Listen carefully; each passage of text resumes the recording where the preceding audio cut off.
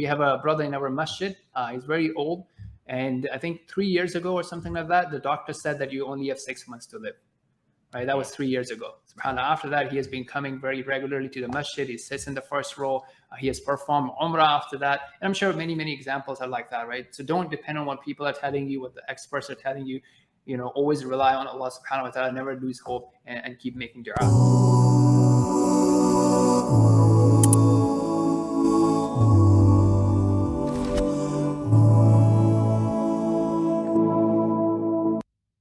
Assalamu alaikum wa rahmatullah. Welcome to our Quranic transformation series. We'll be starting a new surah today, Surah Al-Mulk. And just as a recap, what we're doing here is we are reflecting on Quran or doing tadabbur. We have some starting questions, which will be, what does this verse tells me about Allah subhanahu wa ta'ala? Is there a promise of Allah in this verse? What qualities and what type of people is this verse talking about? And we encourage you to utilize this and make it a regular habit to do it at your homes as well, with 2 caveats. One, do not say that this is tafsir, that Allah is saying this. We do not want to misrepresent Allah and the meaning of Quran. Use it as a reminder for things that you already know about Islam. Don't utilize it to bring new information into Islam. Okay, with that, welcome and assalamu alaikum, Muhammad. Wa alaikum assalam wa rahmatullah. And another great thing we're going to be doing is we're going to try and make this bite-sized for you, so that maybe you could watch an episode every day, inshallah. We're going to just go over it in a few minutes so that you can get maximum benefit. Let's do it. Bismillah. Okay.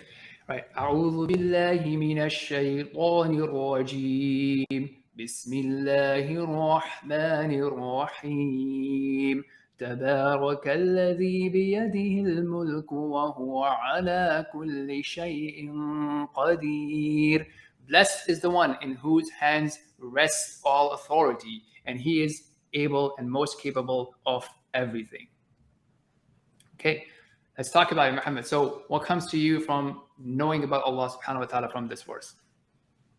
That Allah has all authority, and Allah is like most capable of doing anything. Great. And I think, yes, that let's focus on that, right? This is really, really beautiful. In terms of anything that we are trying to achieve in life, you know, many times you don't see a way out. You know, the experts have said that they can't do anything about it. Remember that they are talking based on their experience, and that Allah subhanahu wa ta'ala is able to do all things. I'd like to share a story. We have a brother in our masjid. He's very old. And I think 3 years ago or something like that, the doctor said that you only have 6 months to live. Right, that was 3 years ago. SubhanAllah. After that, he has been coming very regularly to the masjid. He sits in the first row. He has performed umrah after that. And I'm sure many, many examples are like that, right? So don't depend on what people are telling you, what the experts are telling you.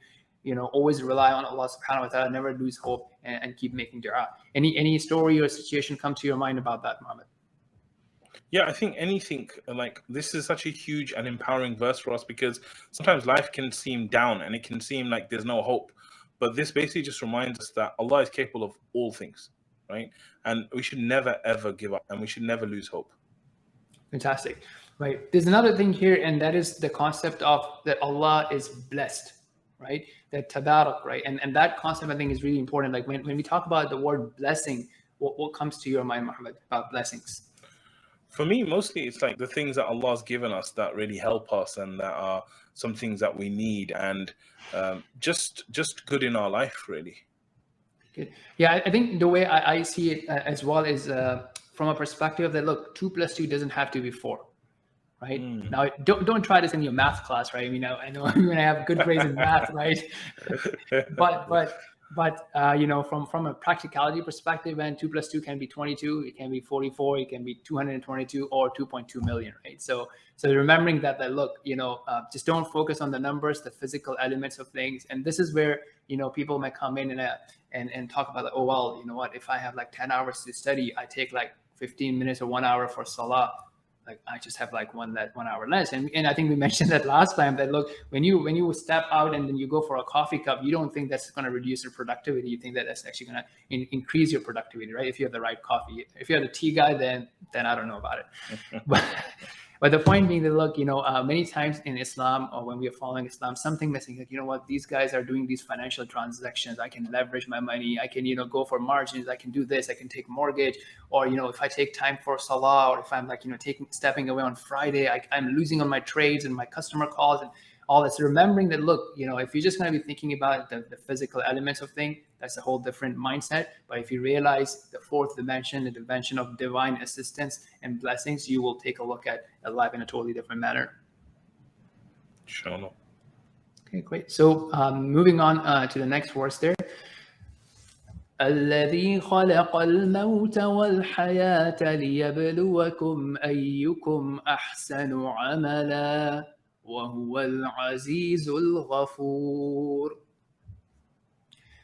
He's the one who created death and life in order to test which of you is best in deeds, and he is the Almighty, the All-Forgiving. Beautiful. I think this is really, really powerful. We can talk a lot about it, but we'll make sure it's bite-sized. So what comes to your mind about Allah subhanahu wa ta'ala, from this verse? I think the thing that comes to me is that Allah has created us with a purpose in mind. It's not a case of that we're just here for no reason. Allah is very clearly telling us the reason why we're here and the reason why we're alive and the reason why we're going to die. Fantastic. And I think this is really, really important, right? And obviously, when we talk about people who are non-Muslims or even Muslims who are asking about, why is there so much pain in this world? I think understanding the situation, the reality of life is very important. So right now, hopefully both of us are comfortable, comfortable seats, comfortable environment, comfortable temperature, right? But I know if I were to meet you in gym, you won't make me comfortable, will you?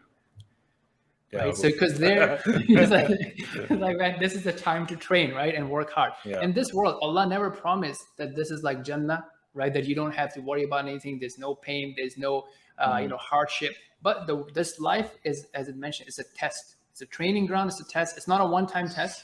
So you have opportunity every day, every salah to salah, every day to day, every year to year. You have an opportunity to become better until you wrap up the game of life and your life is ended. So what Allah is telling is that it's a test. So you can train yourself, you can learn, but it's a test. And that's why you would see suffering, you would see pain. And then the question is, what are you going to do about it? But if you make it to Jannah, yes, then that's where Allah subhanahu wa ta'ala is promising that there is, no pain, essentially. Okay, good. Now, even within that, actually, there's another very interesting thing, right? About the actions.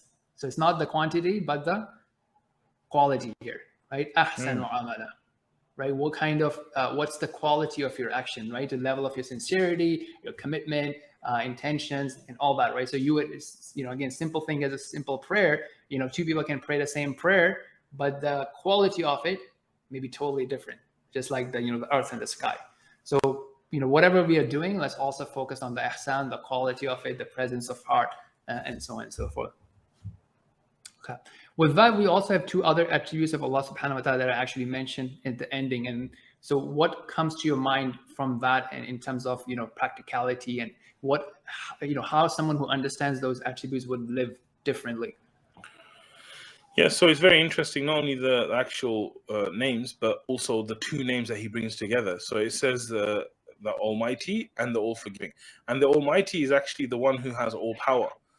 So that, especially in today's day and age, the person that has absolute power as a human being will most likely abuse that power, right? And they'll do whatever they want, and they'll treat you however they want because they have power over you. Whereas here, it's like Allah has ultimate power over us, but he's reminding us that he's also the forgiving. Very beautiful. And I think the Almighty, from what it implies to me and how it helps me see the world in a different manner, is connected to the last verse, right, where we said that, okay, Allah is able to do everything. So whatever you have going on in your personal life, in your family life, and then at a community level, at the level of the ummah, yes, we have many problems, but realize that these problems and challenges are not an indication of a'udhu billah, failure of Allah subhanahu wa ta'ala. Right? The question is, what are you going to do about, your own situation, your family situation, your local community, and your international community? That's the question. That's the test. It's not that if Allah wanted, as Allah says in the Quran, that if He wanted, everybody would be a believer, right? And He has already proven that by having angels who do not disobey Allah subhanahu wa ta'ala, and they do exactly what Allah has commanded them to do. And He already has proven that by having Jannah, for example, right, where everything is in order. So that's one thing, right? I mean, never give up hope. Don't think that, Islam is weak or Allah subhanahu wa ta'ala is not protecting Muslims. that was never the case. Even for the Anbiya, that Rasulullah sallallahu alaihi wasallam, they had to fight, they had to struggle, they had to be patient, they had to be disciplined, and so on and so forth. And then the second element is, yes, we will have mistakes. Yes, we will have lots of things that we are not doing that are not on par with our plan, but to never lose hope in the mercy and forgiveness of Allah subhanahu wa ta'ala. And the least you can do is to have sincere tawbah and actually ask Allah subhanahu wa ta'ala for forgiveness with your heart present. So I think with that, this is time up for our episode. Would you like to say anything as a last comment there?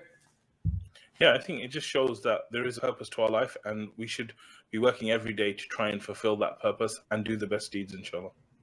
Fantastic. So we'll see you in the next one. Assalamu alaikum.